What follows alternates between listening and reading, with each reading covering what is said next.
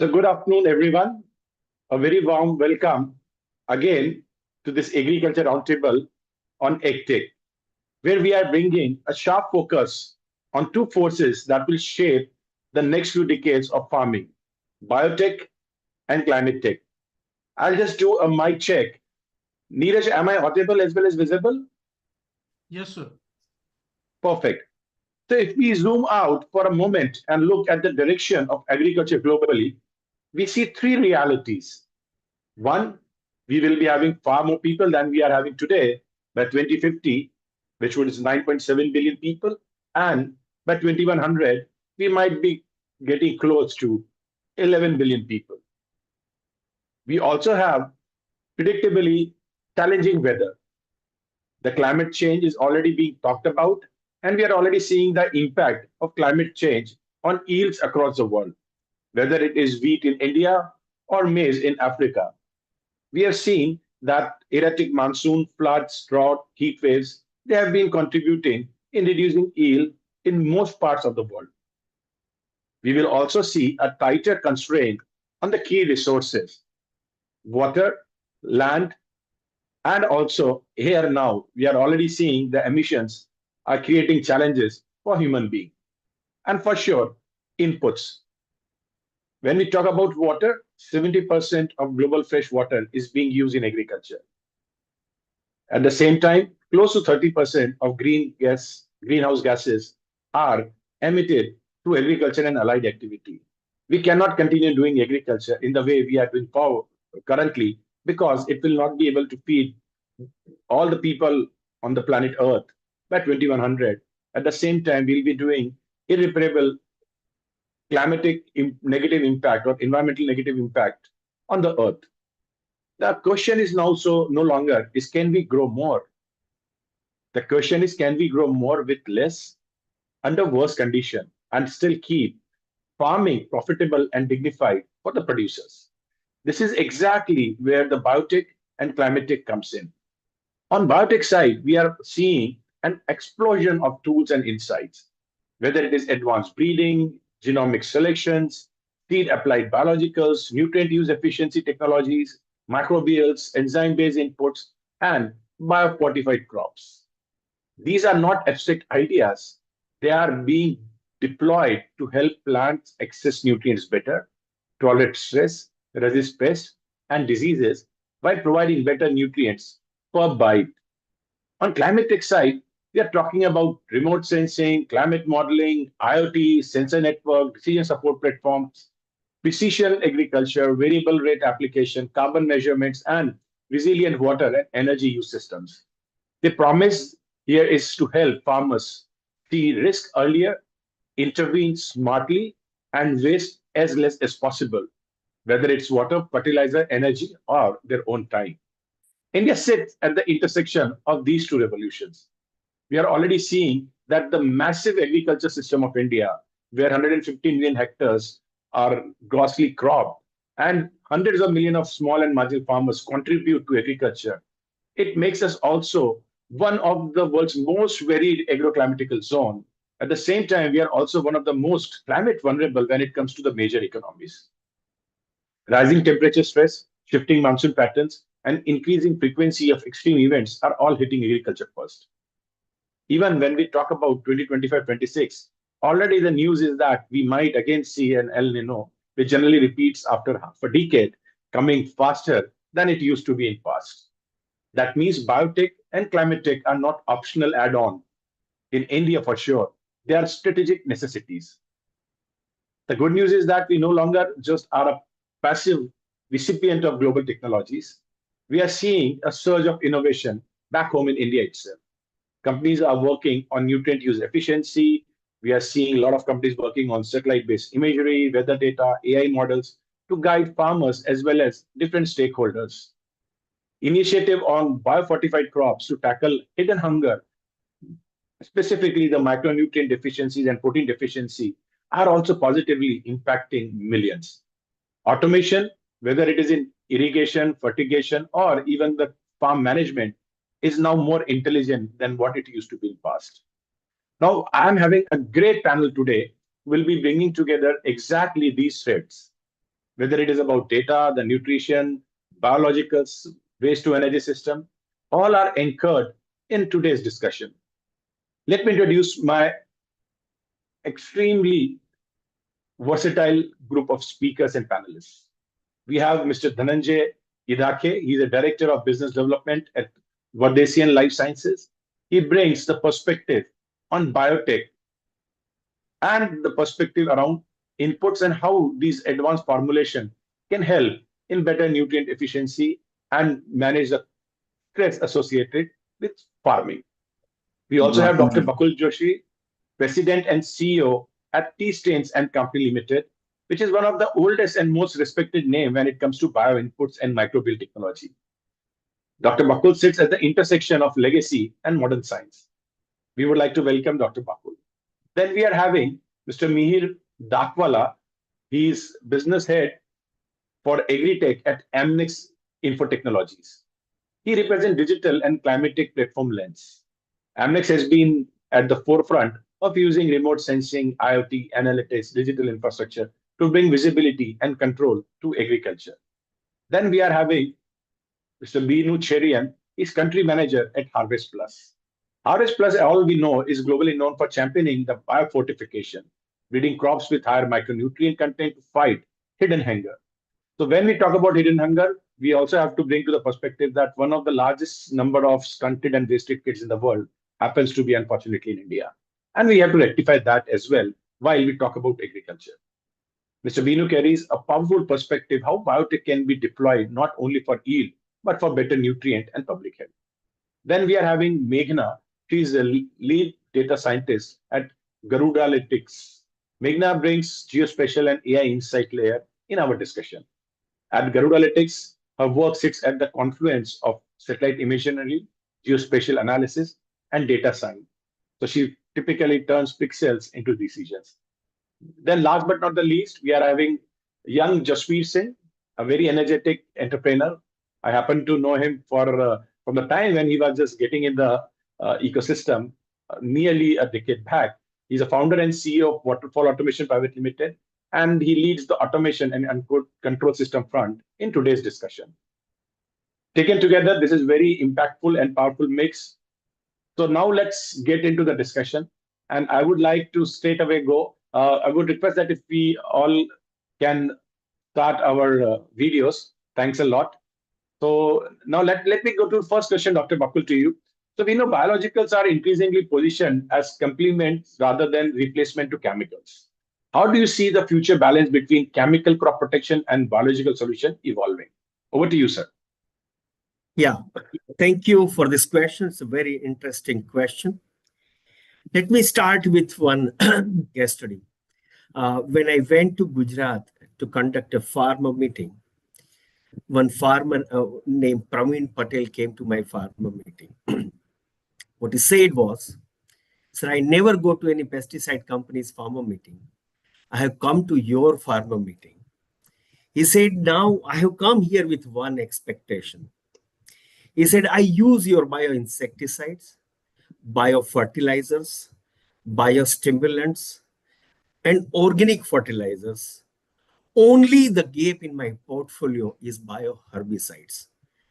I grow crop organically, and he had exported organically grown vegetables and fruits to Germany, 1 container load. So what I want to say is there is a silent revolution happening.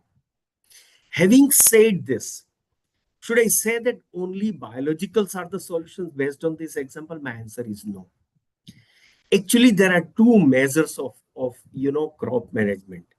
Preventive measures of crop management and curative measures of crop management. What is happening today is farmers resort to only chemical control and chemical crop management solutions, and which is curative in nature. But if at all farmers adopt a preventive or a prophylactic measures, possibly they can reduce number of rounds of pesticides. That's one. They can, and there are numerous case studies where chemical fertilizer consumption can go down to the tune of 20 to 40%. I have the experience of pesticide industry. Pesticide industry faces three problems, Deepak. One, there are three R's. One is the resistance, right? All insects, disease, even weeds develop resistance against chemicals. And that is a huge problem. Crop Life has a dedicated team which works only on the resistance management of insecticides. Second is the residue. So many export consignments get rejected because of residues. So resistance, residues, and third is resurgence. Because of the dominant pest which disappears, the like subsidiary pest or a pest which is not dominant, they start becoming dominant, and there is a resurgence of fall armyworm and black thrips, and all these issues are there. Now these three R's chemical pesticide industry is facing. Solution is in biological. Why? Because to bring one chemical pesticide, Deepak, you might have heard, it takes 10 to 12 years to bring one chemical, right? And almost 250 million to 2,500 crore a company has to spend to bring one new molecule. And those new molecules' life cycle is very short because of two reasons. One is the resistance development because of the indiscriminate use, and second is spurious and counterfeits. To solution to this is biological. I have traveled 3,000 kilometers after joining this company. I have not found even a single farmer who is not satisfied with biologicals. Everybody says that we are getting a very satisfactory solutions, right? So mainly the areas where progressive farmers are there, right? I mean, Nasik grape growers, flower growers of Pune, you go to the potato growers and vegetable growers of Chhattisgarh, they are integrating organic and biological solutions in their crop management systems. So I don't say that biologicals are only solution, but if at all they are integrated well, they can reduce chemical pesticide and chemical fertilizer load, and that will be more sustainable in the time to come. So integration is happening, silent revolution is happening in entire country. People are not realizing. So that's my answer. Integration, integrated crop health management. It is integrated insect management, integrated disease management, integrated nutrition management, and even integrated water management is the solution, wherein biological and organic will have a significant role to play. I have a couple of case studies. In the time to come, I'll share with you. But this is my take. Thank you, Dr. Bakul. Such a passionate putting up your point, right? That shows the type of effort you have done, and it's always privileged to hear from you. So you talked about very important point that actually, the resistance development. At the same time, we also talked about that for coming out with new chemical molecules, it takes decades and a lot of investment. But we are also saying that actually chemistry has outrun its, I would say, the expiry date, right? How much more you can find it out, right? And the integrated approach you have said, that is what nature tells us, that I'm having all the solution. If you are having eyes and ears to listen and see, I will give that. So I think this whole idea of looking towards nature to find the solution of human problems, I think is a better approach than looking at chemicals. Second thing, we have also seen that when we talk about chemical molecules, after running a life of 8 years, 10 years, 15 years of development, and then 10 to 15 years of usage, then we come to conclusion that that chemical has created far more problems than the solutions, right? So in the hindsight, that is also a problem. And your views on that, sir, we have seen that so many chemical, which comes in the market, far many more chemicals are removed of the market by saying that actually either they are carcinogenic in nature or either they are creating the challenges for the bees. And we have to remove so many chemicals from the shelf, knowing that they were dangerous, because now our science is able to identify they were dangerous. Your views on that, why we should be more aligned, right, towards biology than chemistry, sir? To whom? So it is to you only. Yeah. Okay. Right. So my, my point over here is, yes. So like there are many side effects we do not even realize that, right? I mean, many of the chemicals are out. Now there are, you all might be knowing, so you all are from the chemical industry. I mean, at least you are exposed to agriculture. There are four toxicity triangles: red triangle, yellow triangle, blue triangle, and green triangle. Are you getting my point? And India is the only country where still red triangle pesticides are sold world over. Monocrotophos is banned. It is still there in India. You know, world over, many of those products, and that is the reason some of the multinationals have started really measuring their innovations on the sustainability metrics, right? I mean, does it affect any non-target organisms and all? So my point over here, there are many side effects are there. I mean, glyphosate is a classic example. Of course, it's a controversial subject. I don't want to get into that, but these are some of the chemicals: endosulfan, cyclodine compounds, all organic compound, all those organophosphorus compounds. They all have created, and DDT example, the chronic poisons, which they do not disintegrate in the food chain for years together. Right, so there, you know, biologicals have a very, very significant role to play. That is point number one. If at all I'm answering your question. And recently, like I came across one farmer who is growing his crop organically for last 17 years, and he has been our customer for 17 years. He's still a satisfied customer. That means biological and organic solutions are giving him a solution to his problem without any resistance development for donkey number of years, right? There are side effects, and like all wheat herbicides. You see, like, I mean, earlier they were working in 10 ml, now you put 100 ml and they are not working. So breaking resistance and improving product life cycle, I think the biologicals have a significant role to play, if at all I have answered your question. Perfect, Dr. Bakul. So now that brings me to Dr. Dhananjay. Dhananjay ji, like, Dr. Bakul very rightly elaborated that, like, the input use efficiency is very critical, right? That you start with 10 ml and then eventually, like, you go to 100 ml. Maybe, like, commercially, it might make sense for the companies to do that. But eventually, like, it erodes the confidence of the product in the farmer, and then it gives and moves to some other product. So even the companies have realized that actually, like, they have to ensure that the nutritional, or I'm saying that the efficiency is important. In your view, how do you see the biotech solution bridging this gap where actually, like, the input use dependency can be reduced by making the whole ecosystem and the integrated application to be more efficient? Sir, you're on mute, sir. First up, thank you for facilitating the key areas of Indian agriculture, and then you brought in all distinguished panelists like Bakul, Joshi Saab, and he has set the context of this discussion very rightly. And as you mentioned, like what we have been seeing all these years, I mean, like our priorities have now changed. In 1960, we had a priority of maximizing our food grade production, but now we are self-sufficient. Now the stage has come. Now we need to look at the options whereby how the fertilizer use efficiency can be enhanced by various modes which are available, be it like biological or bacterial solutions or some sort of a biological like biostimulants also. It's more of a shift from input intensity to biological product efficiency, whereby whatever fertilizer which has been already available in the soil, what kind of techniques or the technologies which are available which will help to enhance the nutrient use efficiency and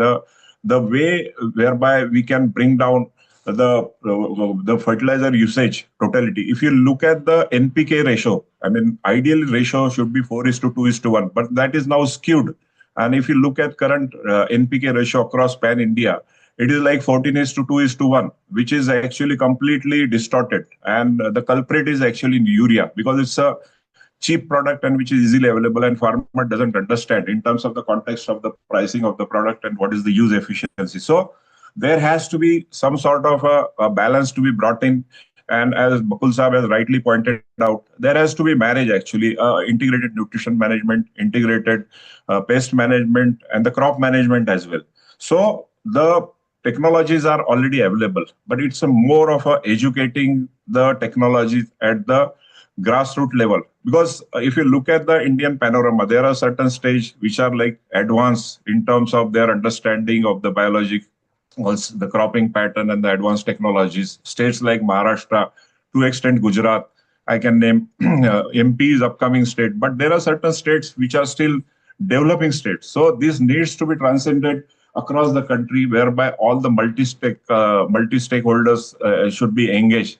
Especially, I see a huge role of KVKs, but I mean, we know how they functions. I mean, practically, they have key role to act as a catalyst. So that is one part. Now, the soil root and microbial synergy, that also needs to be made understand at a different level. Farmer, those actually cultivate high value crop, for them it is actually easily they understand, adopt. But when it comes to row crops, cereal crops, or the monoculture, then it's a bit quite challenging as I can see now. Then improved internal nutrient utilization. Farmer broadly, he, I mean, like go by his apprehensions, his way of, I mean, like understanding it broadly, this much fertilizer I have to use in particular acre, irrespective of going by the nutrient use efficiency. So there also a lot of actually technical support is required.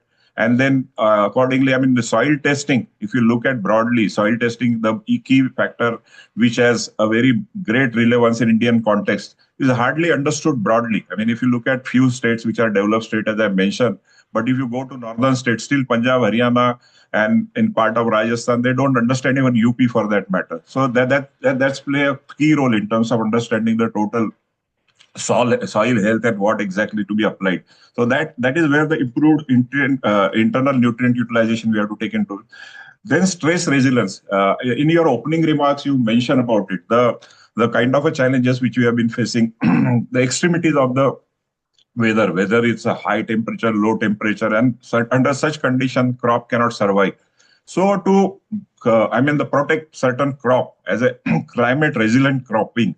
So there are technologies available whereby farmer needs to be educated on that front, which crop they need to be cultivating, what kind of the control measure they should adopt for, whereby the stress resilience or the stress mitigation can be controlled. And then system integration. We talk about as one of the allied topic of this today's discussion is actually climate tech.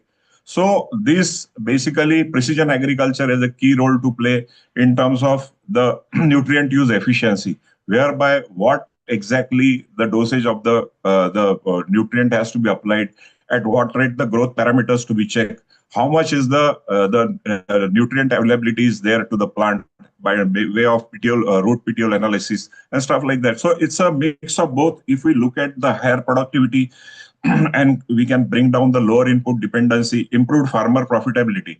In this entire gamut of what offering we have been looking at, so farmers' main areas needs to be at the core, and revolving around that, all the solution can be offered. Then it would be a kind of a stage whereby we can go to the next level. So this is what my thoughts as a initial thoughts of the question which you have asked, and as we go along, we'll definitely deliberate and go ahead with that. Thank you. No, sure, Dhananjay, one more very important aspect you have touched upon is the soil testing. Correct. Unfortunately, we have claimed a lot about soil testing, but if you see, at the grassroots level, and I have opportunity of out of 30 days every month, 10 days I'm on the farms, I'm in the field, I'm in the bandis, right, in the hinterland, whether in India or abroad, but I am with the farmers.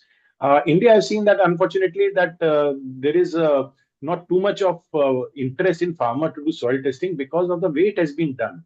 So they understand that pure gaon se, if you take 2 sample and then you give dictate to everyone, right, it is of no use. So they say that actually even if it is coming free, it is useless exercise for me because it is not specifically tailored to me. Because we know, sir, actually we don't have a flat pace all across that. Actually gradient would be same for the whole village. So you'll be finding the leaching at the the lower end of the slope, and you'll be finding less nutrient actually than it higher. So even if I'm having a highland, I'm applying the fertilizer and somebody else is getting that fertilizer. And that's why even our organic certification, Dr. Bakul talked about residue levels, MRLs, right? We suffer because even I would not have put a single drop of chemical in my farm for past 7 years. But the groundwater which is coming because I'm at the lower end of the slope is already having all these NPKs and all sort of chemicals. Now, the soil testing market, we have been part of the companies which have been in those areas, whether we talk about digital spectrometry or whether we talk about chemical-based analysis. But I think still we are far away from those solutions. Your views on the soil testing part, sir? Yes, absolutely. You hit the nail on the head. Basically, if you look at broadly, I mean, like, why the perception about the soil testing at farmer level? Because the way it has been treated, it is one of the like target-oriented activities for fertilizer companies or most of the like the village level or the taluka level officials which have been assigned this kind of a task. Nobody tried and made them understand what are exactly benefit of it, how to draw the sample, at what particular stage of the crop cycle these samples to be drawn. So those factors were never being paid any attention. Even if you look at our the soil health dashboard national, so there are a lot of, actually it's a very lopsided. I don't want to criticize that, but that's the reality. I mean, look at, I mean, it has to be the village level, but there is a huge gap in the availability of data. So, I mean, since I had a privilege to work with one of the startup and we were instrumental in creating some portable soil testing kit or kind of a soil testing machine rather. It was available in 1,25,000 rupees. So effectively, if we look at how this usage and the technical awareness about can be enhanced, I could see the one actually ray of hope is basically FPOs. FPOs are there across the country. And with the help of FPOs, if these soil testing benefits can be explained, as we mentioned about NPK ratio, what NPK ratio should be there, factoring in what kind of a crop soil types are there, and what exactly is the amount of available phosphorus, available potash in the soil, and how much is to be added. That can be routed through, these are the agencies which I can see, but earlier there used to be training and visit scheme in most of the state, but that is now abolished. But in the current scenario, with the help of NABARD, engaging NABARD, or there are like apex institutes like IFCO, CRIPCO, because IFCO, CRIPCO were once upon a time were instrumental in conducting soil testing. But as you rightly mentioned, nobody paid focus. I mean, nobody paid any attention to see that it's done in a very meticulous manner or the way it should have been. And that is where the crux of the matter. So I'm looking at certain options like these are the few options whereby the things can be streamlined and it can be, I mean, the more work can be done to see that farmer get ultimately benefited, and he should be made aware of it, because soil testing can't be done during his crop cycle. It has to be during the lean period in the ahead of Kharif season. That is, and those samples should be also picked up from the four corner and the central part of the field, and it has to be a representative sample. That mixing has to be there. So the technicalities are also involved. At the same time, the kind of a recommendation, this recommendation should be customized. And broadly, what I have seen, most of the companies who does soil testing, they will recommend their product. So it doesn't work that way. So that is where it is a lopsided. And that is where some of the states, like if you come to Maharashtra farmers are well aware. If you go to even to certain extent Gujarat, I will also say Karnataka, part of Karnataka, they understand the importance of soil testing. Some part of Madhya Pradesh, even Chhattisgarh for that matter. I've been to Chhattisgarh a couple of times for my official work, and I see there's a lot of, I mean, farmers and overall understanding about soil testing. So we can't lose the hope, but there is a promise, and I can see that there is this is what is required. But it's a multiple level effect. It can't be done by a single agency at this. That's what my answer. It's a long one, but since we wanted to cover a lot of allied issues, so I just tried to touch upon those. Thanks. No, perfectly articulated, and I totally agree with you that actually it has to be effort by all stakeholders, leaving only on the farmers. And you mentioned two of the large players controlled by government, not and I think now they are more busy in selling the nano product, which even we don't know what is their efficacy, right? Rather than actually doing the right thing, which they used to do till very recently. And coming to that you talked about, so I would not mince my words. So I found this product to be very good. So InSoil is a product coming out from Absolute, and Yes. it has made the spectrometry based assessment of soil very fast, very accurate, and the data is saved in the cloud, and it creates a basically non-governmental cloud, so that wherever the soil testing is done, we're using algorithms. You can have a better understanding of what would be the overall profile of that taluka or that village, unlike what we are seeing that the dashboard of the government. Actually, you'll be surprised, now it has improved a little bit. There was a time when actually the total soil health card used to be 5 to 6 times than the sample collected. Absolutely. That was the thing which we're talking about. So soil testing is very important. I think that is a basic starting point, and everybody needs to promote it. Coming to you, Dr. Binu, we talked about the plant's nutrients, right? Now let's come to the human nutrient. So of late we are seeing that actually, like the tomato which I'm eating doesn't taste as good as it used to taste when I was young. And even there are so many studies which say that actually the currently what we are eating, the nutrient density in most of the crop which we consume is not that great. And then you work in like challenged communities. I would like to understand from you that how do we ensure that like we encourage the crops which are having high nutrient density. How do we ensure that technology can dovetail in creating those type of crop, and also work with the challenged community to ensure that the nutrient profile of the food can be improved? Over to you, Binu sir. Yeah, thank you so much, Deepak, for this opportunity. Well, Harvest Plus has been collaborating and working with biofortified crops. So biofortified crops has a history. It started with an idea about 20 years back by a young researcher, Dr. Howdy Boyce. And then it's a history. It is a global movement now.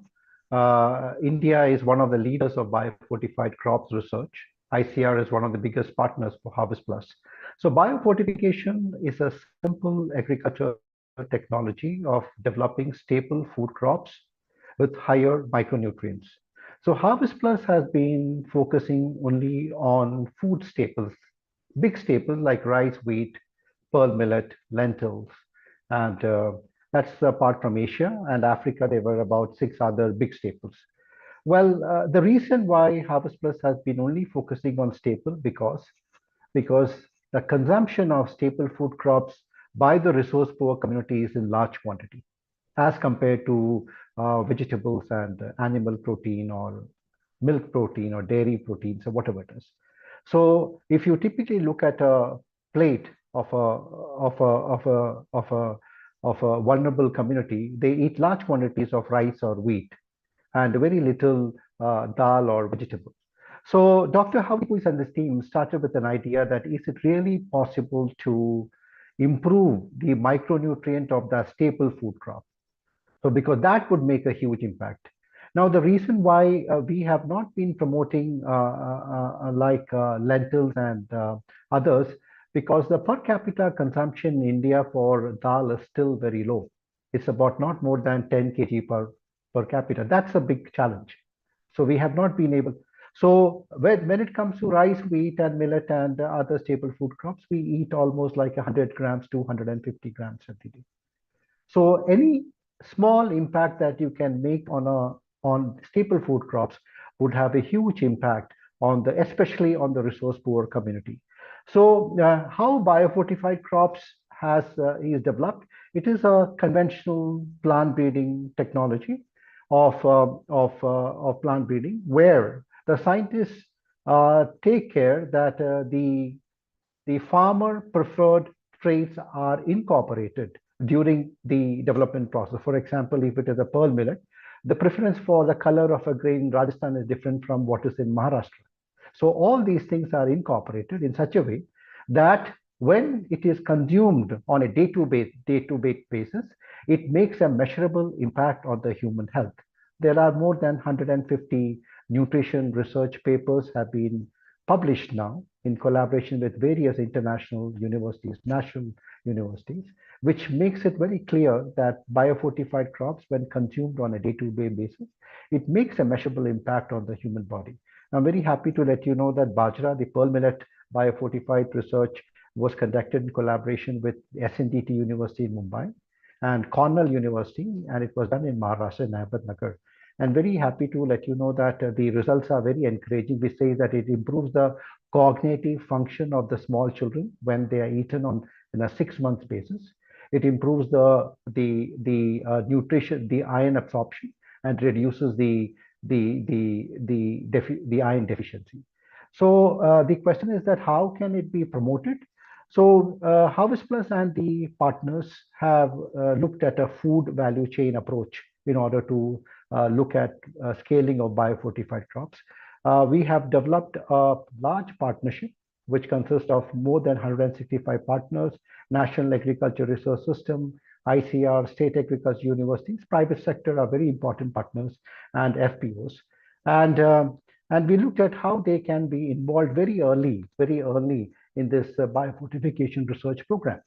These partners were provided germplasm advanced lines so that they could test these advanced lines in their best commercial market to gauge the feasibility of commercialization of biofortified crops. And the second very important thing is the farmers were involved right at the early stage, like in a TVS, Farmers Participatory Variety Selection, to take their feedbacks on acceptability of biofortified crops. Once that was done, HarvestPlus did a market research study to understand is there any barriers to accept these biofortified crops. And unfortunately, we found that we did not find any barriers of accepting these biofortified crops.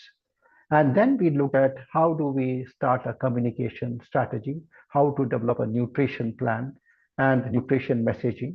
And then we co-created this program with the partners. That is from a seed production to marketing campaign. And we looked at two routes. One is market route. And we also strongly believe that policy is also could be a key driver to scale biofortified crops. So I'm very happy to let you know that in the last 15 years, more than 3 million smallholder farmers consume biofortified crops, and close to about 15 million consumers are benefited from biofortified crops in 6 states. And the focus crops that we have been focusing is on rice with zinc content, wheat with zinc, bajra, that pearl millet with iron, and sorghum and lentil with iron and zinc. Apart from that, there are other crops that we have not been focusing on. One is maize, which we really want to focus. At that point of time, maize was not, was still considered an industrial crop. It was not consumed in large quantity. So the founding fathers at that time, they did not look at maize, but now we are looking at maize also, maize with vitamin A. So these are some of the crop portfolios that we have been focusing on, but ICR focus on a large variety of biofortified crops, from vegetable to fruits to staple food crops. So we believe that biofortified crops, largely staple food crops, are grown by the smallholder farmers. And the beauty of the staple food crops are that about large quantity, 60 to 70% consumed on farm. So the idea of, at that time, the biofortified crop was that farmers grow and farmers eat. And then we looked at the other ways of looking at how to promote when there are more surplus on the farm, when surpluses can be connected to the large market. But that is something that we have been looking in the last 5 years. But the initial pathway has been developing biofortified crops, enabling seed production, creating communication strategy, and then how do we adopt these biofortified crops in large numbers. So I'll stop here. I'll be happy to take up additional questions. Thank you. Perfect. No, very, very elaborately told about the challenges. So, but I have a small, I would say, apprehension that again, definitely you cannot solve all the world's problem, right? By one organization. But the dependency on pulses has been high in India because that is predominantly the protein source. And if we go by the number, of what the WHO tells you, right, 0.8 gram per kg of your weight, we are half of that. So, are you also looking that in some of the crops we talked about, whether we talk about the wheat or the millets or even rice, the way to increase the protein content of that, is that also a possibility as a biofortification? Well, I think so there are some risks. We have been only focusing on iron, zinc, and vitamin A. But there are some institutions who still are working on protein, especially rice is one important aspect where protein has been worked on. IERI works a large research program on increasing the protein of rice content. But we have been focusing on lentils for the last 5 years, the masoor dal. And we have a dedicated 2 programs in India where masoor dal has been promoted, but that is rich in micronutrients like iron and zinc, but not on protein, basically on protein at this point of time. But that's also a futuristic focus on how to improve the protein content of some of the big staple crops. So I'll take this platform to make people aware, I'm working strongly on this whole notion of how do we increase the protein uptake in India, because our next generation needs the amino acids which are not there. And if a country is having the stunted and wasted kids, it leads to 2 to 3% decrease in your GDP growth. So India could have Correct. grown far better if we have ensured that right protein is being given to our kids. And with that, I'll move to Mihir. So Mihir, you have been someone Dr. Mihir, you have been someone who is working on intersection of geospatial technology and agriculture. Now, we would like to understand from you that we all know that the climate is becoming more and more important. Sustainability in agriculture is also very important. How we can utilize these technology or the project which we are doing? How do we ensure that we are able to save water, we are able to ensure the better yields, and we are also able to use digital technology to prevent some of the challenges which we see in form of pest and disease? Over to you, Mihir. Yeah, thank you very much. Good afternoon to all. So it is my pleasure to be a part of this webinar. Basically, we are working with the technology and remote sensing, AI, ML, right across the India as well as with the government and farmers both. So my takeaways are that first of all, the climate change is very serious problem. I just seen the Gujarat temperature in this particular 15 days in winter. Most of the districts are facing -1 to 2 degrees Celsius compared to last 10-year temperature. And currently we are showing the wheat also in Gujarat, right? And across the India, the pattern is more or less similar. But the key takeaway is that it is not the right time for the wheat to require such a low temperature or change in the temperature. And in the month of January last year also, we faced that there is a 2-degree rise compared to 10 years to 15 years. And the yield across the Gujarat for the wheat crop is reduced significantly. So yeah, the climate change is definitely going to be a key role in next 5 years. And how the technologies help. So there are various ways. One is the remote sensing where we provide the satellite images. We provide the advisories to government as well as the farmer using the technology at mass scale. But the challenge is that the penetration level across the farmers for this technology is so far is not so much encouraging because most of the startups since last 5 to 7 years are focusing on building up the revenues or focusing on increasing the fund and VCs. They are not targeting the farmers directly. They are focusing on advisories and they are focusing on more technological work. But what farmer requires that farmers do not need the information regarding the forecasting of weather. He already knows what is going to happen, what will be the weather by simply looking into the sky. What they need is whether it is the right time of irrigation in next 2 days or whether, if I talk about the current scenario, whether it is right time for me to sow the wheat or I already sown the wheat, then what should precaution I should take in the month of January at the time of temperature rise. If my yield reduces, then how should I tackle that particular things also? And all these scenarios again come with challenges of pest and disease. And again, because of the temperature rise, they will do the irrigation.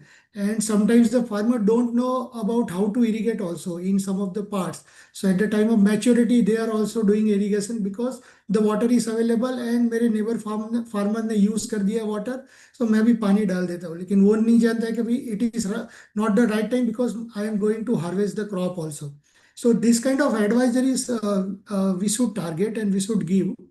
The second is that with the help of this particular AI and ML, we are producing too much of data. But what we are doing, we are also producing too much of or I can say we are also generating a lot of garbage advisories, which are not useful to farmers also, right? These are the realities. And because it is not the public forum, I can say that on a webinar, okay, we are providing too much of advisories to farmer and even farmers and officer level also are so much bombarding with the help of lot of advisories providing by IMD. Mihir, just I'll correct you a little bit. This is a public platform. Currently, we are having 500 views live Yes, on yes. LinkedIn. So be careful in case you want to be. No, sorry. Thanks to remind me. But yeah, these are the fact. We can share that, not an issue. So yeah, we are providing too much advisories in the form of IMD, state, center. A lot of advisories are percolated and farmer is totally sometimes blank whom to follow, right? So yeah, to tackle the climate change, again, a pest and disease, we have to follow the right advisory mechanism. And we have started the steps, but yeah, it is far a bridge too far, if I can say that with respect to farmer advisory. No, I totally agree with you, Mihir. Actually, in fact, very recently I wrote an article where I said that India is flooded with application, but no science and technology, right? So everybody makes their model, like, and now the generic AI is being used as, like, that assuming that everything is so perfect in that.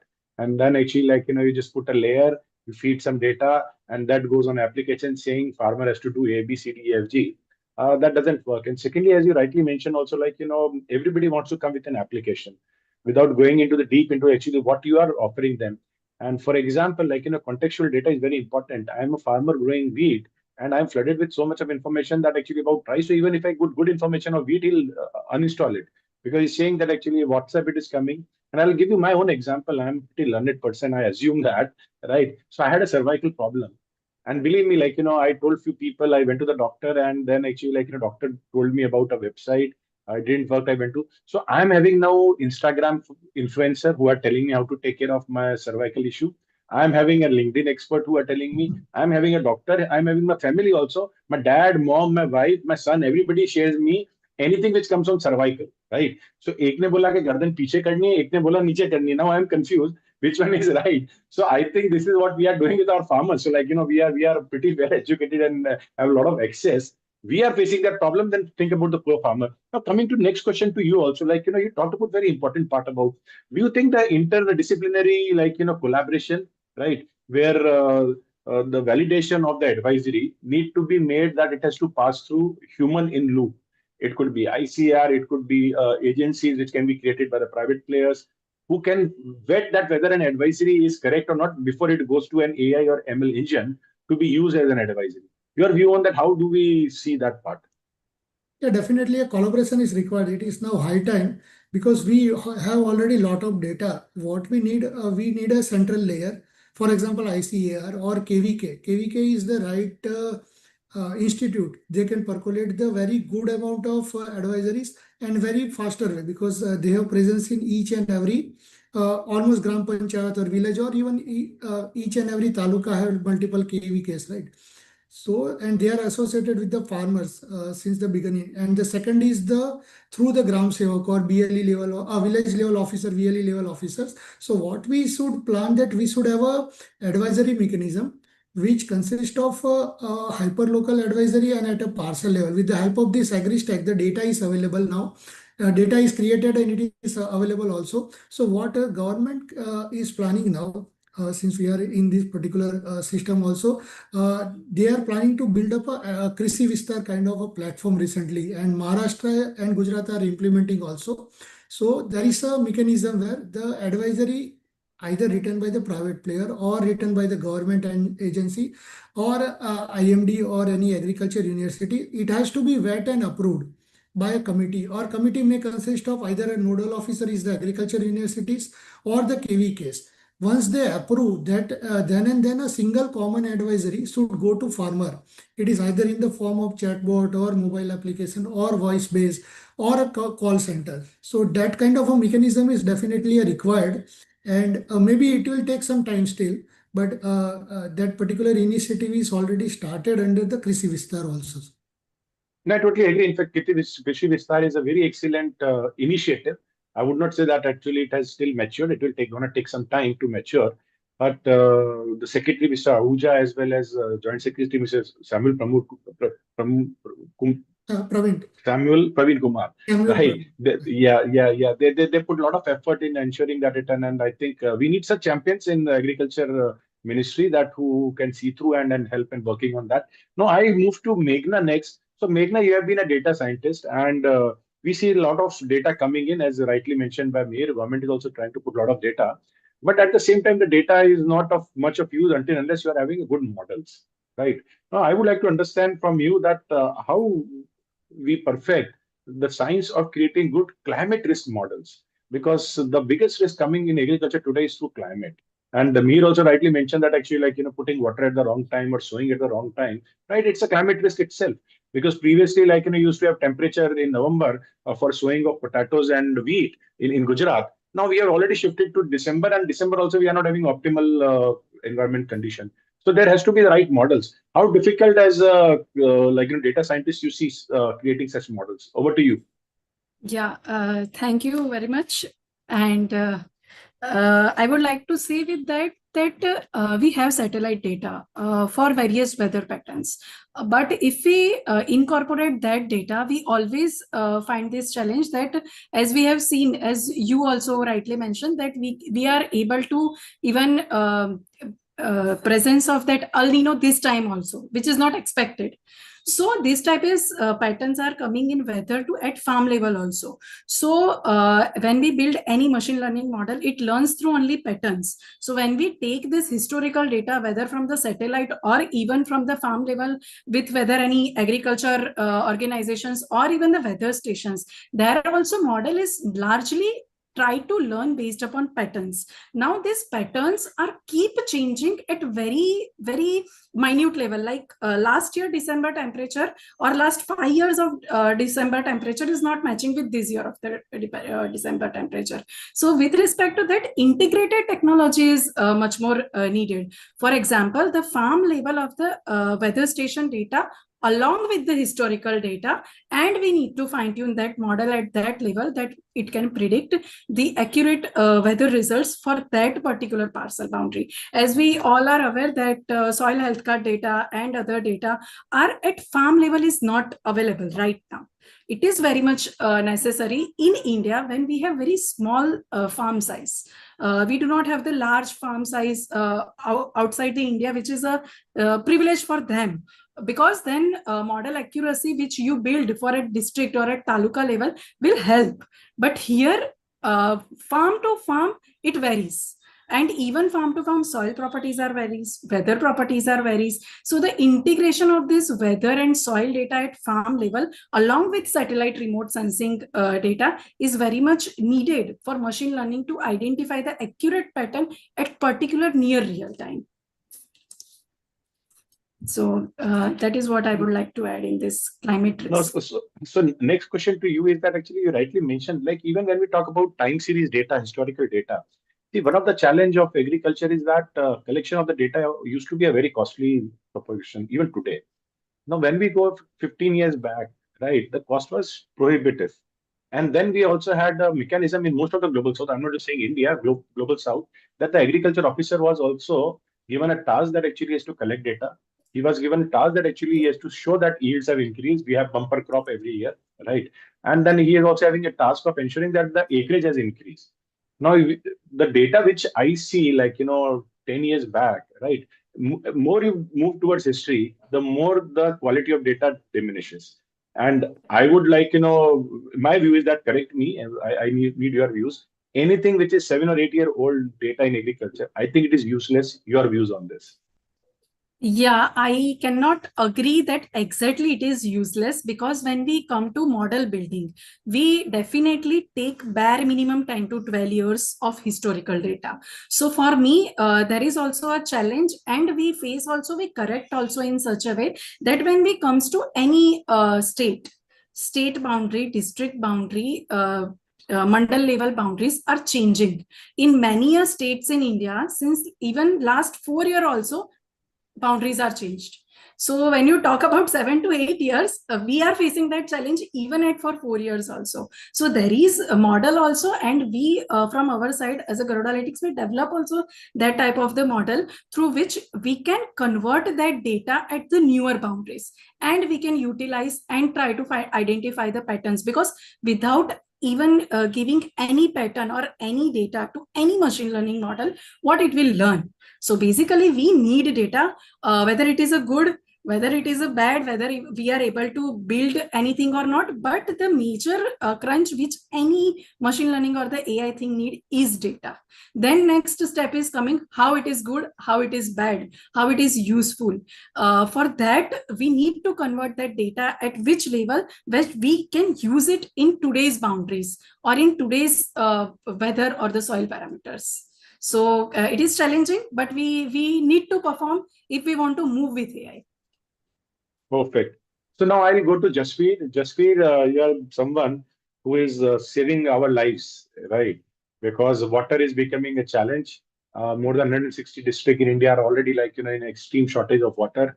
We are depleting our water tables like nobody's business. I'm not very sure that actually what we are going to give to our next generation. And sorry to deviate a little bit, then we are also looking at having whole of Aravalli, 91% of Aravalli, right, being removed, right, which has given a state like Gujarat and Rajasthan aquifers which save groundwater. So you work on intersection of technology and ensuring that water use efficiency in agriculture. Your views that how do you see that technology is gonna ensure that the abuse of water in Indian agriculture or global agriculture can be reduced? Over to you, Jasveer. Thank you, Deepak ji. So yeah, I think abuse has been already happening from many years. Like we see, there is a very important data point I always take that 80% of world's water resources that we are consuming are going into agriculture, and that's mostly not really because the farmers do not have the intent, but they do not have the facility to actually use the water in the right way. Farms are generally not very close to the house. In generally, they are about 1 or 2 kilometers away from the village. Farmers have to travel there, especially in India when the electricity generally comes at night time. Also, those nighttime schedules are the most inconvenient. So farmers generally like convenience. So what they are doing for convenience, they are having a very small way of their own version of automation. They have something called as auto switch, which triggers the pump whenever the electricity comes and is shut down whenever the electricity goes away. So if nighttime 8 hours electricity comes, the pumps are on for those 8 hours with that auto switch, and this happens on almost all other every farm. So all the pumps are triggered all together and shut off together. So farmers want convenience. That's the basic facility that the farmers want. And that is where comes the need of some robust solution like automation that can help solve that. If you go and ask any farmer the way in which you are farming, is it right or wrong? They would always say that it's wrong. Would you ask them, if you ask them 8 hours of electricity, 8 hours of water irrigation that you're doing on this farm, they would always say that 8 hours is too high, and it is actually depleting my soil. It's getting the salination up, but I do not have a choice. And not just the nighttime irrigation schedule that physically you have to go at nighttime, when maybe it's very cold at night, or it's because of the animal risk or whatever. So farmers will always tell you maybe 1 hour is sufficient or half an hour is sufficient, and that is where the farmers are actually trying to adopt more solutions that are like mobile pump starters where they can operate from mobile phones. They are also trying to adopt some kind of automations where they can on the app they can set whatever crop they have, depending on the crop, depending on the size of the farm, depending on the pump size. They are able to divide the farm in multiple plots and they are able to schedule it. So in a water scarce world, there is no choice but to actually go towards automation. So the first thing towards automation or towards water saving of water in this water scarce world would be convenience that the farmer needs, and that Right. itself says the virtue of you being present at the not being present at the farm is already depleting a lot of our water sources. So if you are able to make the farm available on their fingertips, will save a lot of water. So Jasveer, automation and then intelligence, right? These two are important to save water. And unfortunately, we are ready to give all sort of subsidies, right, on putting the drip irrigation and sprinklers, which save water for sure. But end of the day, automation and sensors, we don't give any subsidy. Do you think that is also one of the reasons that adoption of such technologies are limiting? Because farmer sees that drip में तो चलो subsidy मिल रही है, लेकिन why I should buy sensor because there is no subsidy.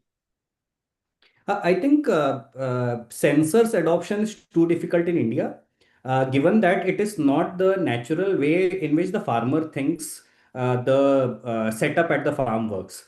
How does setup at the farm works? Like I said, when you ask a farmer, they would say 1 घंटे का पानी चाहिए. so that 1 hour is all that timer mode is in their brain. That's how their natural way. So sensors adoption is going to take a very long time with a lot of studies, a lot of push. Maybe it will come eventually as the technology adoption happens. But I think probably because the water scarce world is going to come down very rapidly in next 5-10 years, probably we will also see we will miss this sensor cycle and step on to some AI based engine eventually. What we are seeing here in the initial years is the adoption by the larger farmers more than 10 acres. So in India, we call it larger farmers more than 10 acres. But in many developed countries, less than 25 acres is all smallholders. Okay, so all these farms about 10 acres will probably, most of the farms, especially in sugarcane and horticulture, are going to adopt automation. And this will give enough data set over a period of time that we will be able to suggest, because we will have variability of soil, variability of crop, every kind of data will be available, that we'll be actually able to tell the farmer that how much to irrigate and when to irrigate, given the current condition at the farm itself. But that will take a lot of time because no available data set actually helps us get there. Even GIS has a lot of credibility issues with the ground calibration not available.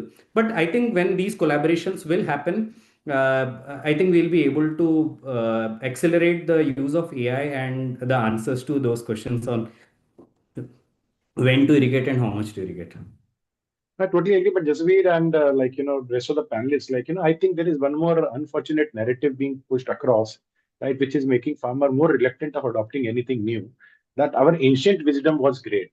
I appreciate our ancient wisdom, but end of the day, right, by just throwing that panchamat and that all that stupid things, right? I say that there is called ZNBF, right? Natural farming, which is having no budget. There you ask the farmer to buy, right, kgs of besan to start the process. Besan doesn't come free. You have to pay for it, and besan is now pretty costly nowadays, right? So I think this whole I've said that pushing the agenda of this so-called ancient wisdom, and ancient wisdom made India food deficient, right? We have to end up import in 1960s huge amount of food from US. We were literally starved, right? So I think I believe in the ancient wisdom, and the farmer also need to believe in ancient wisdom, but it has to come with scientific temperament. So I go back to Dr. Bakul, we'll be having this last round of discussion. So we are already seeing resistance, stress, sustainability pressure. According to you, what are those technologies based on the case studies and the world you have seen that would be breakthrough agriculture innovations in biologicals? I totally believe in nature's power of healing, but at the same time, I think we have tapped only maybe 1% of biology, right? It's not just about the ancient wisdom. It is a new wisdom to see what nature can offer. Yeah. So ultimately, let me start with the basics of the soil. I mean, I'll not give a long lecture on that, but only thing is, see, soils have three properties, right? It is a physical property of the soil, there is a chemical property of the soil, and biological property of the soil. Now, in the process of focusing only on the chemical property of the soil, all chemical fertilizers, chemical pesticides, chemical fertilizers, chemical pesticides, ultimately, biological properties is affected. When we take antibiotics, we get diarrhea. Why? Because apart from harmful bacteria, useful bacteria also die, and we have to take probiotics and a curd, right? Exactly the same example I give to the farmer also. Now, you would be surprised to note, do you know how many microbes or biological ecosystem exist in 1 square meter soil? Only 1 square meter of soil. In 1 square meter of the soil, 10 billion microbes exist. 10 billion, okay? Which is more than the human population on the earth. That means entire life exists beneath us. But there is a book written by Bruce Lipton, The Biology of Belief. There is a tribe in Solomon Island.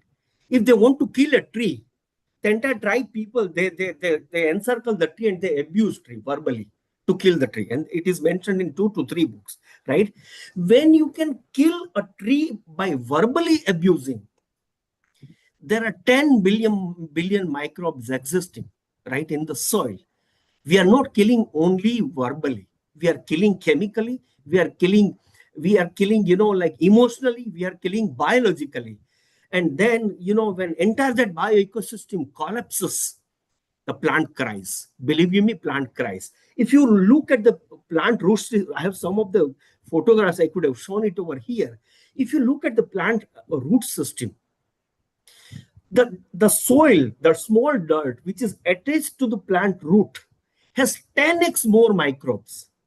And they help in nutrient exchange, and they also help in building communication systems. They help in the water retention.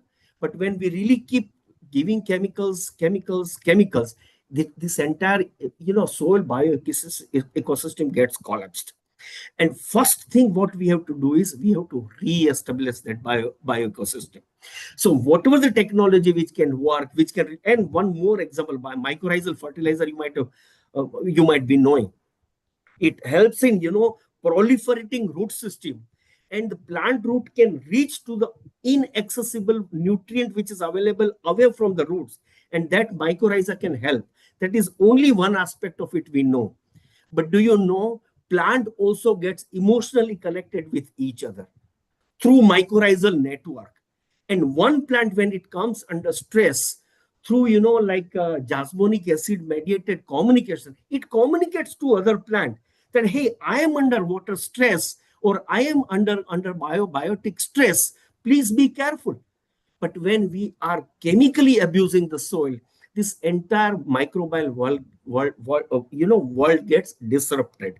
So what we try to do at Eastens, we try to re-establish, and whosoever comes there, whosoever is really trying to re-establishing that biological network, it will improve chemical network, chemical property, it will improve physical property, and it will improve biological property of the soil.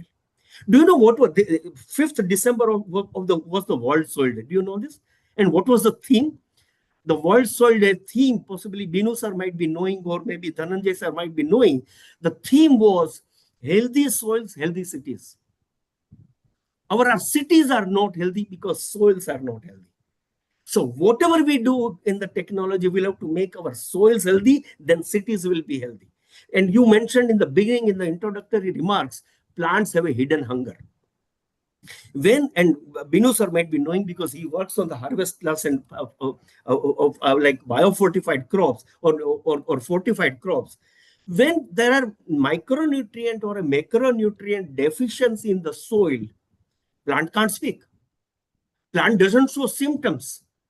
Plant will look healthy, right? It is called the hidden hunger. It cries, but it cannot express that I need this food. And when the plant grows without those micronutrients, the fruits or the grains it gives will not be fortified fruits, like vegetables or maybe any food grains we are talking about. Ultimately, cities will be unhealthy because they are not getting nutritive food grains which they have to eat. And that is the reason parks will be empty and hospitals will be full. So what we need to do in technology is we need to bring biologicals into this organic, into agriculture. We'll have to re-establish biological. But for sustaining biologicals, we have to work on the formulation technology.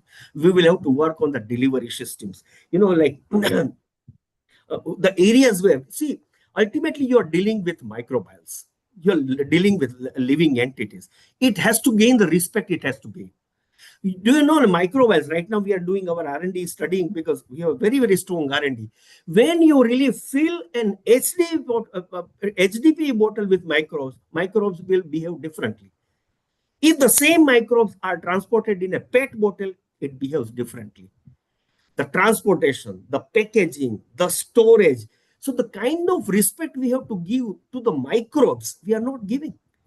We are not giving. So every area will have to work to improve the formulation stability, improving formulation technology to see that we improve the shelf life of microbes and they deliver.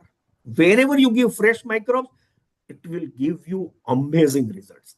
But as it goes further, its stability goes down. So when it comes to, even through biotechnology, if at all we can improve, and then farmer has to go for 2 to 3 applications of different microbes.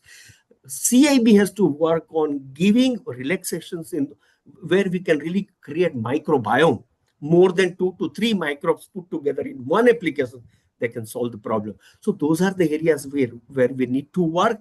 We really need to re-establish those biological ecosystem, because I'm from biological science. That will really help us. That will help us rewrite the new farm stories with bionutrition and biocontrol. That is how I will put it. Perfect. Very well articulated, sir.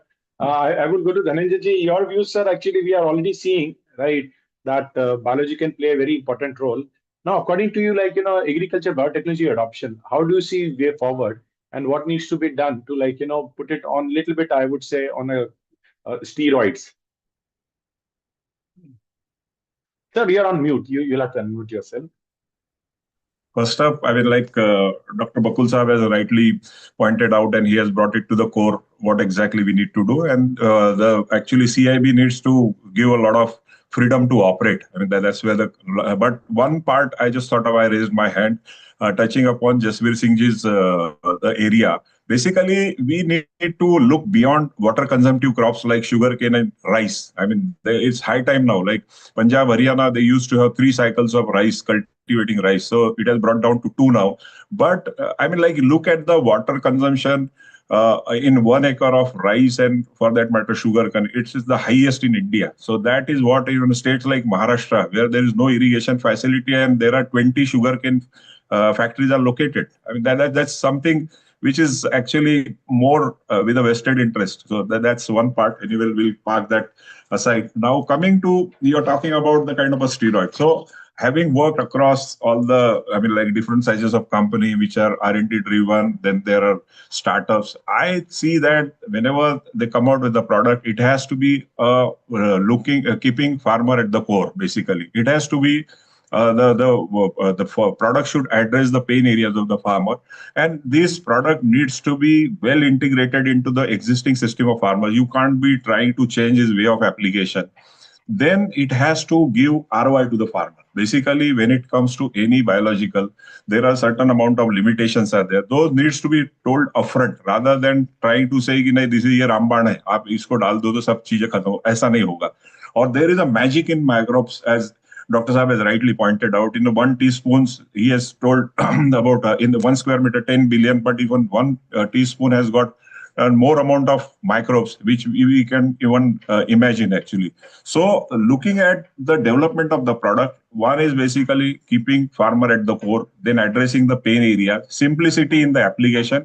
And this has to be actually time and tested across all agroclimatic zone. One of the major drawback which I have been seeing in the biological is it works in certain areas, it won't, because India has got a different agroclimatic zone 16, and then there are 40 soil orders. So your product has to be consistent across all the seasons, basically, whether it's a Kharif or Rabi, that is what.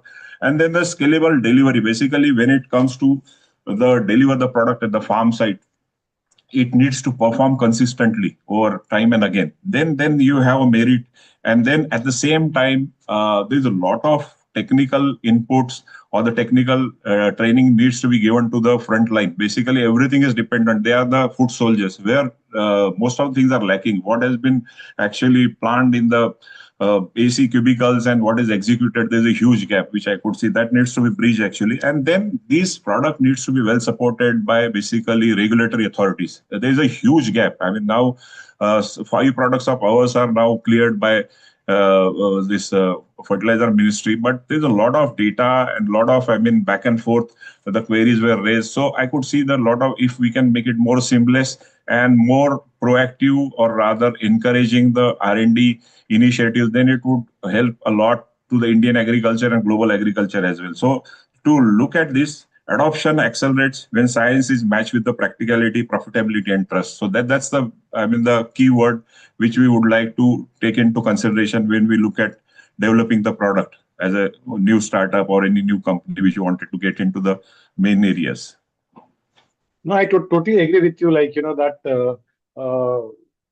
you need to have also heart at the right place, right? It cannot be always driven with the mindset of I give product. And we have also seen, sir, actually, unfortunately, the biologicals has been tarnished because of too many flavonoid operators also. And you'll be surprised, like, in one of my visit in Gujarat, one KVK was suggesting a product to a lot of farmers. And when I took that product and it was written on that product, there was a label which said that actually in case something goes wrong with your crop, right, you cannot file a legal complaint.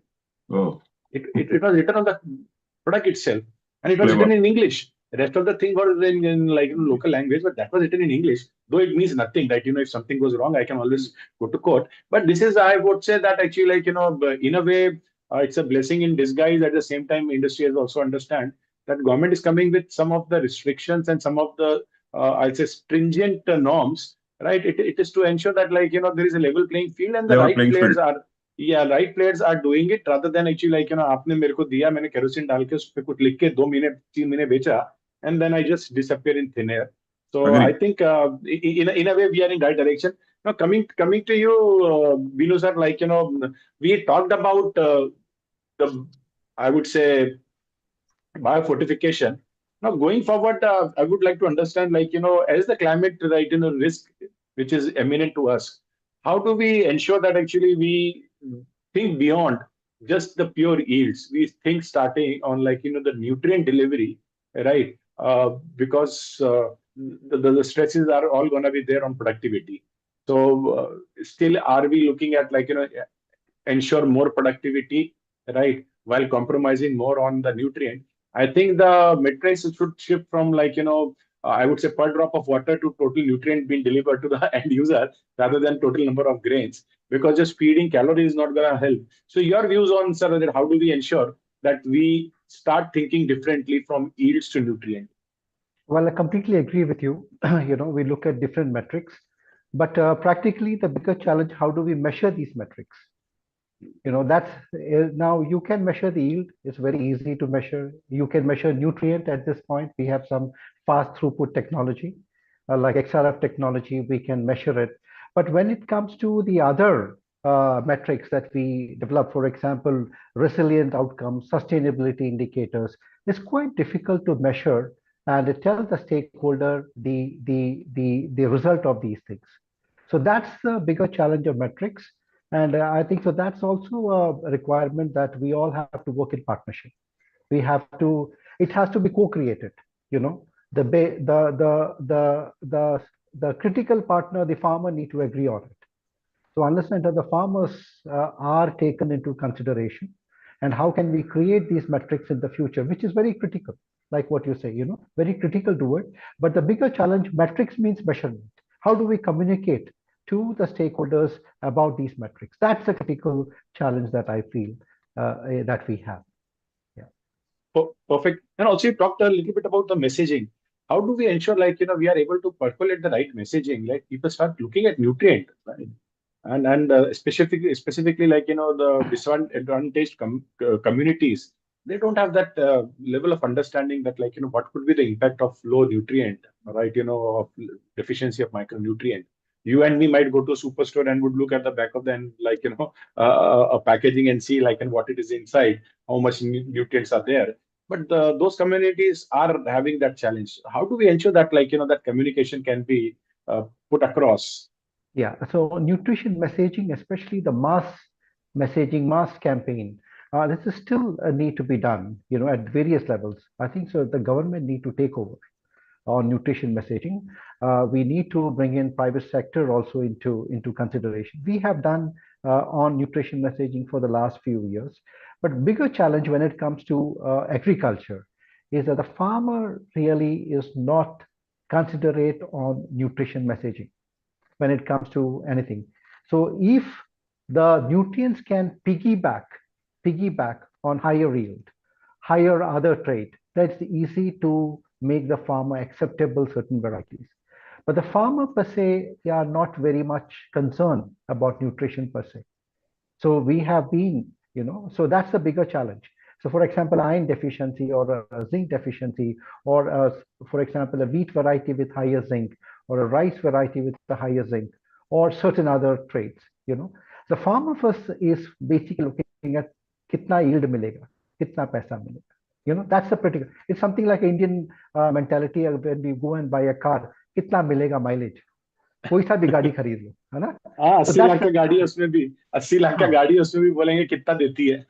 So we have brought in partners, we have done nutrition messaging, but we need to change the behavior of the primary stakeholder, because the So second even, challenge is sir, even the government, right? You're talking about the micronutrients. See, when I go to Canada, when I go to Australia, when I go to Black Sea, right, and I talk to the traders, they will tell you that actually in their wheat, like, protein content to everything, right? Hindustan mein only is like, question is how much moisture. We don't beyond that, because moisture below 14% sellable to the MSP basis, more than 14%, then there is a problem. So only benchmark we keep is that actually what is the trade, right? We are hardly looking at anything other than, even from the government side, right? Procurement side, we are not giving any incentive for anybody who's having a like better nutrient. So if that is the mindset, then actually I don't think even farmer, there is no reason for farmer to change. correct. For example, in Europe, like what you mentioned, if there are higher selenium, so somebody is ready to pay for higher selenium wheat, higher zinc wheat. And then the other advantage in other countries are the systems are very transparent. So, and people accept that, and there's a system. So in our present situation it is not so transparent. How do you, and then you need to create that large infrastructure. For example, if you want to measure a higher zinc, well, we have centralized lab, but to get a result from a field to centralized lab and back to farmer, it takes about 7 days. A procurement person sitting in the field will not wait for 7 days, and a farmer needs money. So that's somewhere the systems will change in the future. There'll be more demand for nutritious varieties, more demand for healthy stuff. So things will change, but at this point of time, these are some basic bottlenecks that we have to make it happen from a farm to the consumer market. I totally agree with you, sir. I think I'm very optimistic. Things are going to change in the right direction. Coming to you, Mihir, see, looking ahead, we see that we talked about the challenge of the climate. So something which is a digital ecosystem which can combine the climate, soil, water, crop, right? Those type of geo-enabled dashboards, right, could be the way forward. And Binu sir rightly mentioned that if there is a possibility that if X number of farmers are growing high density micronutrient rich biofortified crops, if that is also visible on your GIS layer, it would give incentive for somebody to go and pay extra to buy that. So do you think that happening also, digital tool can play a very vital role in ensuring that connecting right information with the right stakeholder who can pay for the quality product? Your views on that, Mihir? Yeah, definitely. If we can do what nowadays we are doing, we are at a 50% stage where we are providing information up to a parcel level about the crop health, moisture, right, probable yield, and how the advisory is disseminated, and how the farmer can do some fine tuning in between. So it's a 50% work we already achieved as a part of technology.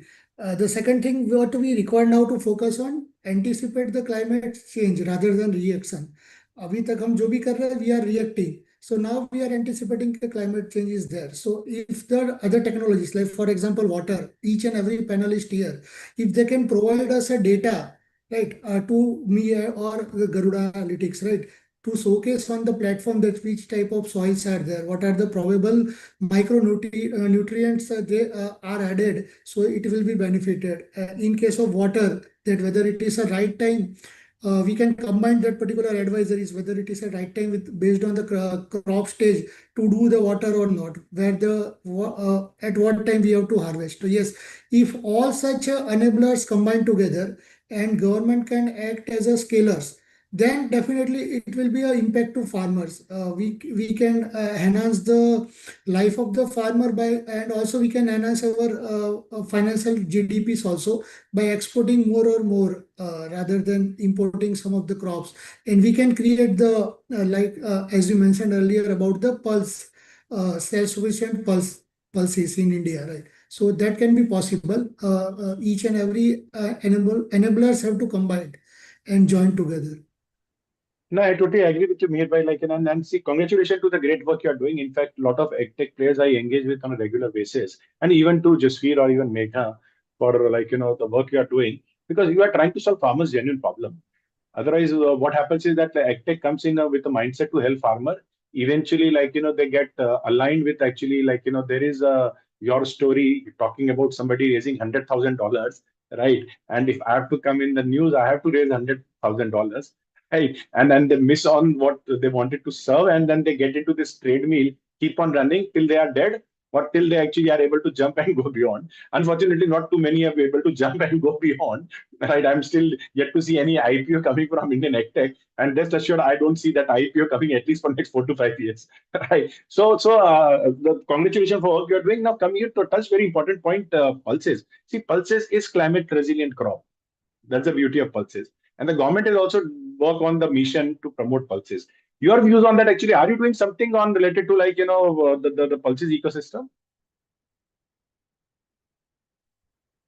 So myself or Megha? Sorry. No, it is for Mihir bhai.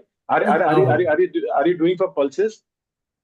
Now, for pulses, basically, we are not in the B2C or any other market. What we are trying to identify that we are providing more and more advisories through government because we have the data that how much the relay crop is there. For example, groundnut and tuer. In Gujarat, most of the people or most of the farmer are adopting nowadays. So what we are identifying the areas where potentially farmer can sow the groundnut as well as the tuer combinedly, and they get the benefit of the good yield. And also with the help of pulse, the best part is that we do not have to use the fertilizer for the next season also. Right? Exactly. And we are creating awareness. Still, some of the farmers or many of the farmers are not aware that if they already sown the tuer or moong or udad in the kharif season and in the wheat, still they are buying for fertilizers, and we still see that the fertilizers are not properly farmer ke paas nahi pahunch rahe hai. There is some crisis, right? So that kind of awareness we are creating. Apart from that, no, we are not doing anything with respect to pulses. Now I'll reach out to Mihir bhai, and let you, me, and government work to do something on in the pulses mission. There is a huge opportunity of digital play in that. Going to you, Megha. Megha, again, a very important question. Do you see the next level of what we call the agentic AI, right? Playing some role here where actually it can pull out insight from different silos and being able to tell farmer exactly the advisory they need without human intervention. Is that a possibility going forward? Yes, there is a possibility. I would like to say that if we have very specific, very accurate data, at least at parcel level, it is going to possible even in voice-based platform also, even in SMS advisories also possible. Right now also SMS advisory platforms are there. But if we can take in account the very specific, very good weather, soil, and even the historical data in account, and even for the climate change also, it is very much possible that we aware farmer in advance that what could be the temperature, what could be the rainfall in the next season, with respect to that, what crop they should take, and what will be the estimated yield in future. Yeah, it is ultimately it's a machine, so plus or minus 10% error could be there. But this is going to be happen with very accurate data and at farm level. I would say we should focus at farm level to give the advantage of the farmer, and it is very much possible in near future. So again, follow-up question, if see accuracy of one data I've seen in agriculture has been there is on the pricing data, right? Is it possible to tell a farmer that actually if the next year the prices of tuer would be high or low, so that he can decide whether he want to grow tuer or something else? Is that a possibility? There is a possibility if we can take account that what is the tuer prices in past several years with respect to the weather, because many a times what we have faced when we do the predictions at district level or the mandal level or at the state levels, nowadays weather are changing so badly that the outcome is not about to what model is saying or what actually it should be, and prices are going to change drastically. So we need to regulate this thing with respect to the very near real-time predictive models with respect to climate change and historical data, and then we could say that this much percentage higher side or the lower side it could be. Excellent. I think that is what everybody would be very keen. It's a holy grail. Or I would say that forget about all this productivity and all that. If you want to make money, start predicting the price Price. of commodity. Just me coming to you, right? Dhanda is fine, but actually there is so much of talk about precision agriculture, right? So you talked about the comfort is the most important part of it. But how do you see, like, in India, do you think that we'll be able to break this barrier, economic barrier or the mindset barrier, where we are saying that precision irrigation, that exactly which part of your farm of 1 acre, right, which five plant you need to give water? Because I was in Israel and I was able to see, if I'm not wrong, the company's name was Phytech, where they're having sensor in the orchid, every plant. So plant will tell you that actually I need a water, just like Dr. Bakul talked about plant speak, right? So plant will tell actually, like, I need water, because there, according to them, over irrigation, and they were right also, over irrigation lead to reduction in the yields, right? And under irrigation also lead to reduction in yield. So the plant was telling, I need water, I need nutrients. Do you think that type of work we can also do in a field crop in country like India? Do you think that's a possibility going forward? I don't see that in next 10 years at least. उसके बाद क्या होता है will difficult to say, but I think economic barrier is so high in India with at this moment the farmer segmentation is too brutal at this moment.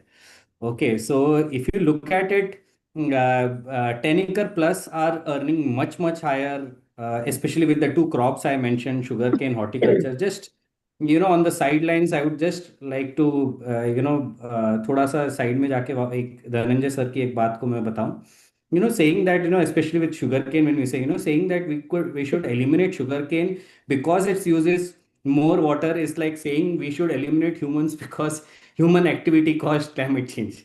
And especially, eliminating a crop is a theoretical argument, and farmers like practical realities. And sugarcane remains one of the most stable income generating crops for millions of farmers. And policy must work with the existing ecosystem, not against them. And the real opportunity here lies in dramatically reducing the water per unit of output through precision and automation, and not in blanket crop removal. And with precision irrigation, we have seen demonstrated, in fact, 70 to 80% water savings in sugarcane. And the problem is not in the crop, we have realized. It is the absence of scalable decision intelligence. And that is what I would come to for Deepak ji, what you are trying to say. Ki, if we are able to scale it up, at least in the early adopter sector, then eventually I think it is the AI. With AI, we should be able to solve the problem for the farmers. If, and for every technology that you mentioned, Deepak ji, will have some kind of early adopters, and वो early adopters से हम information लेकर के how do we transform it, because this way अब इसमें मैं कैसे कर रहा हूँ is because we are taking only basic information about the soil of the crop, what is the crop that is being used, what is the variety that the farmer is using it, and what are the temperature, humidity kind of conditions जिससे ET level एक basically define कर सकें. And with that, and that is available, it's an available data that from any farmer we can any farm we can pull this. With that, we are trying to make this very scalable beyond a hardware level. So with automation, वो convenience अगर at scale बन सकता है, नहीं भी बन सके तो at least decision making at scale बन सकती है. That's the whole crux of it. But what you said about Israel, still I think we'll need about 40-50 years to get to that level of precision across farms. No, so I'll just 2 points, right? One thing what you talked about sugarcane and rice, right? Removing them. See, what I think Dhananjay ji was mentioning to is that in current method, I've been privy of one of the initiative by GIZ in Thailand. They call it Nama. Nama rice is actually a project in which they use drip and advanced analytical tool for actually doing irrigation in the rice field. See, rice doesn't need that much of water. But the idea is that actually to ensure that the weeds are not there, you'll have actually like 10 centimeter of water flooding, so that actually only transplanted rice can grow, the weed doesn't grow. That leads to production of methane, that leads to production of depletion of the groundwater. And what Dhananjay was saying, that if we are growing a crop in a non-sustainable manner, right, better not to grow it. because the challenge is that after 10 years, you won't know how to grow it in any other way, and you won't have capacity to grow it. Now coming to sugarcane, in fact, sugar is not a water guzzling crop, provided again, right? You grow it in a way where actually, which is scientific, as you rightly said, you have able to reduce it. No, but what happens is that you are having a fixed FRP, right? Then you are having fixed MSP. Now, if you are controlling the input cost and output cost for a mill, which are, Dhananjay were kind enough not to say that, but which is typically owned by all the political mafias, right? Now, why would anybody want to invest in technology and sustainability? So that's overall a disaster, because farmer ends up paying for that burden, because when there is a drought, when there is a lack of water, his crop fails, he doesn't take sufficient amount of cane to crush. Mill is happy because they have to pay FRP, right? So it is tapped. So what I'm saying that it's not just about a technology or a business model. We have to see it in a holistic manner, that our policy plus technology plus incentive to be sustainable, right, doesn't exist, right? And again, I'll give you one more data point. Our ethanol production from sugarcane is one of the lowest in the world, and we are pushing convert our food to fuel, right? So there. I think there's some other day we'll have that discussion. Dr. Bakul, last word to you, sir. Absolutely. You have raised your hand. Sir, you're on mute. I know time is up, so I'm not going to stage, but I just wanted to ask Jasveer, are you working with Chhattisgarh, Punjab, or Nasik grape growers? Because they have started adopting automation. And I mean, very progressive, all the three areas, farmers. I found many, some of the farmers I met, they automated their entire, fertigation and everything automated. So are you working with any of them? I mean, just for... So we are working with mostly Maharashtra farmers at this moment, but we see going forward, majorly we'll go more south, Karnataka and Telangana, because we see that even the adoption of drip in those regions are very higher. So we are following that path. But of course, Rajasthan and Chhattisgarh are also two states. Polyhouse especially are more prevalent in those areas. Yes. Yeah. Great. Yeah. Perfect. So last word to you, Dhananjay, right? Because I took stage in explaining, what you were mentioning too. I hope I've summarized it well. Your views, sir. Sir, you're on mute. Apologies. It's a perfect way to summarize what has been transpired. So now, what I mean to say here, basically, we have to look as a holistic system, not a particular component of the entire module as such. So when we look at that broadly, there will be several areas which can be addressed at one point of time, since we become a rain-fed country, rain-dependent country for the crop. And when we look at holistic manner, the crop, which are the cash crop, remunerative crops, at the same time, the ecosystem can be maintained in a more sustainable way. So precision agriculture definitely has a major role to play. And having worked extensively in this part of the India, basically western part of the India, and especially with the grape growers and vegetable growers, I am pretty sure that if we, look at the role of precision agriculture in totality, it is helping the cause big way, and farmers are actually reaping the benefits of it, be it grape growers, tomato growers, sugarcane growers to the large extent. So my point was basically, broadly, we have to look beyond. Not 2 years, 3 years, 5 years down the line, whether you will have sufficient water, because unless and until you have good rains, your economy will not run. Rural economy is purely dependent on that. So looking at all those components which we'll have to look at. So now, as you ask about the affordability from the precision agriculture and the basically what role data precision application integration with digital tool playing. So basically, if we use those tools basically as a targeted deployment for the crop, and then the predictable outcome, this is very much doable. And I have been seeing that grape growers have been doing it quite successfully. The precision application, timing of the particular nutrient to be applied at a particular stage of the application of fungicide at a particular time. all those things, and then the measurable impact, how it has been helping the cause. So that in totality will definitely help the complete ecosystem. So data and digital integration will definitely turn the biotech from a product to a performance-driven system. So that's very much doable and it's possible. And having worked closely and seen those systems have been working effectively, that's my take on this. So thank you very much. Perfect. So with that, I would thank all my panelists. And just for your update, we had today 440 live viewers, unique viewers for our webinar on LinkedIn. Predominantly, we try to make it like a LinkedIn specific because I'm having a soft corner for LinkedIn because there is only where I am an influencer. I'm not seen much on YouTube. I am not seen much on Facebook or Insta. But I think the real business, the real stakeholders are on LinkedIn. I could be biased, but that is what I believe. And we have got phenomenal response today as well.